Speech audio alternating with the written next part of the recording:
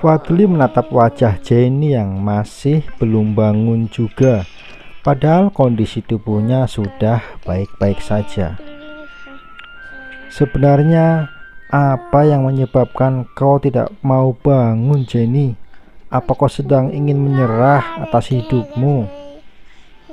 Fadli bergumam sendiri, seolah wanita yang sedang berbaring di atas ranjang itu bisa mendengar suaranya. Fadli menggenggam dan mengusap punggung telapak tangan Jenny dengan lembut. Tiba-tiba saja Fadli merasakan jari tangan Jenny bergerak. Refleks dia melihat untuk memastikan kebenarannya. "Kau sudah bangun?" tanya Fadli. Begitu dia melihat Jenny membuka matanya. "Apa kau bisa melihatku?" tanya Fadli lagi. Jenny tak langsung menjawab. Dia masih berusaha untuk menyesuaikan penglihatannya. Lalu orang pertama yang dia lihat adalah Fadli, sang dokter. "Jenny, apa kau bisa mendengar dan melihatku?" Wanita itu mengangguk lemah sebagai respon dari pertanyaan Fadli. "Di mana suami saya? Apa dia ada di sini sekarang?" Hal pertama yang terucap dari mulut Jenny adalah pertanyaan seputar keberadaan suaminya. Fadli menghela napas panjang. "Suamimu tidak ada di sini sejak tadi," jawab Fadli. Jenny hanya diam. Pandangan sendu disertai wajah yang masih nampak pucat menyelimutinya. Fadli bisa melihatnya. Betapa jelas tersirat bahwa wanita itu sedang tidak baik-baik saja. Bukan hanya fisik, tetapi juga hati dan bahkan mentalnya. "Kau mau minum?" tanya Fadli. Jenny yang merasakan tenggorokannya kering pun langsung mengangguk lemah. Fadli langsung memberikan gelas berisi air minum dan membantu Jenny untuk bangun agar wanita itu bisa meminumnya dengan benar. "Berapa lama aku di sini?" tanya Jenny dengan suara yang masih terdengar lemah. "Sekarang adalah hari ke-7, jawab Fadli. Jenny terdiam sesaat sebelum kemudian bertanya lagi. "Apa selama itu tak ada yang mengunjungiku di sini?" "Suami dan temanmu secara bergantian menjagamu di sini. Hanya saja sekarang mungkin mereka sedang ada keperluan," jawab Fadli.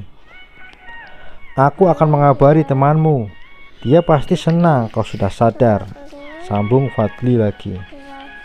"Oh iya, di mana tasku?" tanya Jenny. Tiba-tiba saja dia teringat tas miliknya yang tidak bisa dia temukan di sana. Padahal di dalamnya ada sesuatu yang sangat penting baginya, yaitu rekaman CCTV bukti kecelakaan yang dialami bapaknya. "Entahlah, sejak aku di sini aku tidak melihatnya. Mungkin suami atau temanmu yang menyimpannya," jawab Fadli. Jenny menghela napas panjang, terlihat sangat gusar. "Ada apa?" tanya Fadli cemas. "Tolong segera hubungi Via. Aku harus menemukan tasku karena di dalamnya ada rekaman CCTV yang sangat penting," ucap Jenny. Jenny berusaha untuk bangun, tapi ternyata seluruh badannya masih terasa sakit dan kaku. Fadli langsung mencegah Jenny dan meminta wanita itu untuk tetap berbaring karena takut membuat luka jahit di kepalanya itu kembali berdarah. "Tenang Jenny, kau tidak boleh banyak bergerak dulu, atau luka di kepalamu itu akan berdarah lagi." "Tapi aku harus mencari tasku," jawab Jenny. Tanpa terasa cairan bening meleleh dari kedua sudut matanya. "Kamu tunggu di sini dan jangan pergi kemana-mana. Aku akan bertanya kepada resepsionis. Mana tahu tasmu dititipkan di sana, ucap Fadli. Dokter tampan itu merasakan hatinya meringis saat melihat Jenny menangis. Dia merasa tidak tega melihat wanita itu kesusahan. Tanpa basa-basi lagi, Fadli langsung pergi keluar untuk menanyakan keberadaan tas milik Jenny. Dia juga menghubungi Via untuk memberitahunya bahwa Jenny sudah sadar. Tas pasien sudah diambil oleh suaminya, dokter, kata petugas resepsionis kepada Fadli. Tapi kenapa dokter menanyakan ini? Apa terjadi sesuatu? Tanya suster cantik kepada Fadli. Tidak ada, baru saja pasien ingin mengambil tasnya. Katanya ada barang yang penting di dalamnya, jelas Fadli singkat.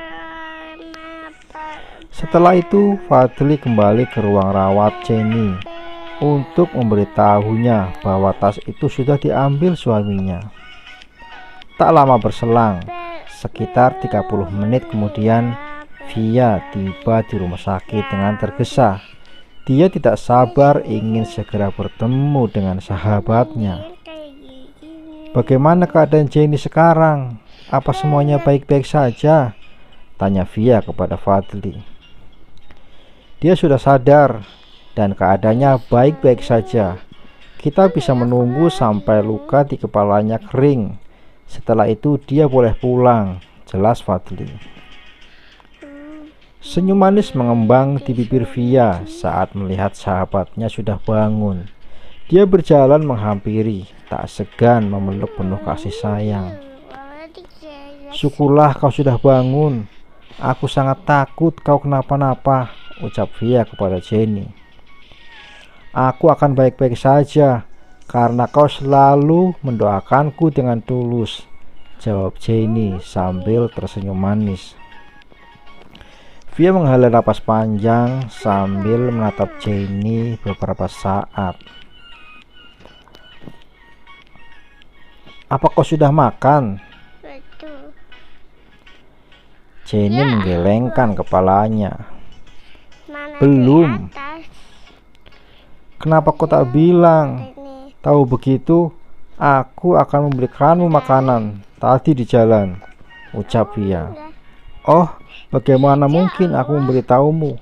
Bahkan aku tidak bisa menemukan ponselku di mana, jawab Jenny. Jenny terdiam sesaat, kemudian kembali bertanya, apa kau melihat tasku? Tas? Sepertinya suamimu yang membawanya, jawab Via. Tunggu, jadi kau belum bertemu dengan suamimu sejak sadar tadi? Tanyanya memastikan.